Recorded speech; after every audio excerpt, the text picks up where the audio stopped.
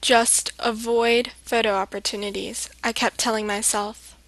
It was Christmas Eve, and my family was attending the annual party held by my dad's side of the family. This year, we all convened at my Aunt Sandra and Uncle Mitchell's house. It was a different location, but it was the same old routine. As much as I avoided and prayed not to be stuck in a dull photograph, I was captured. Who knew a trip to get ice would end in a sneak attack by the paparazzi? After developing the picture at home and looking at it for a while, it grew on me.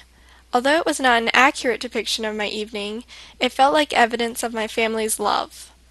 Looking at the picture, I realized that it is not typical.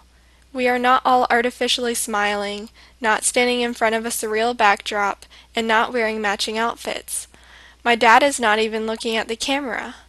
I treasure this photo because it, like my family, is genuine. Considering the positions of my individual family members, and then as a whole, it is easy to tell how connected we are.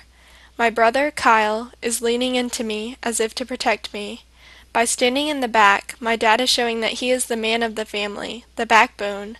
My mom, taking a place on the right side, completes the enclosure that surrounds Cecily and me, the two youngest members of the family. This is the only recent picture I have of my whole family together, and I cherish it. I was so captivated by the picture that I wanted to show it to my best friend Brittany the next time I had a chance.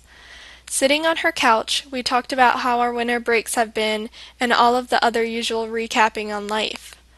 When the timing was right, I showed her my family's picture. She told me it was a great picture, but seemed to end conversation. "Well, did your family take any pictures?" I asked curiously.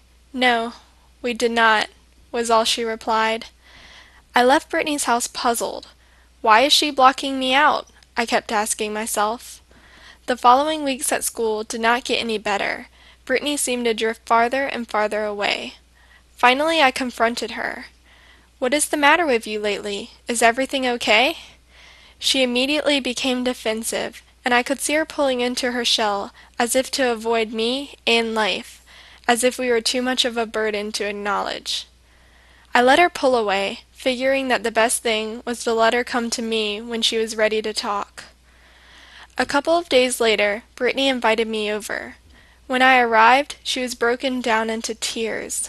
I pulled her to me and gave her a big hug, letting her know that I was there for her.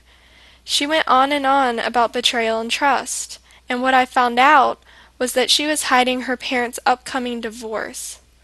A few hours later, after comforting Brittany, I walked down the hallway that led my way out of this depression that Brittany must live in.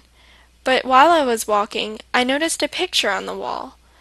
The picture looked normal. Everybody was smiling, with a blue sky backdrop.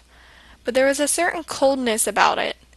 I left quickly, knowing that I would be there to support Brittany, but also unwilling to let the frost touch me, afraid it would spread.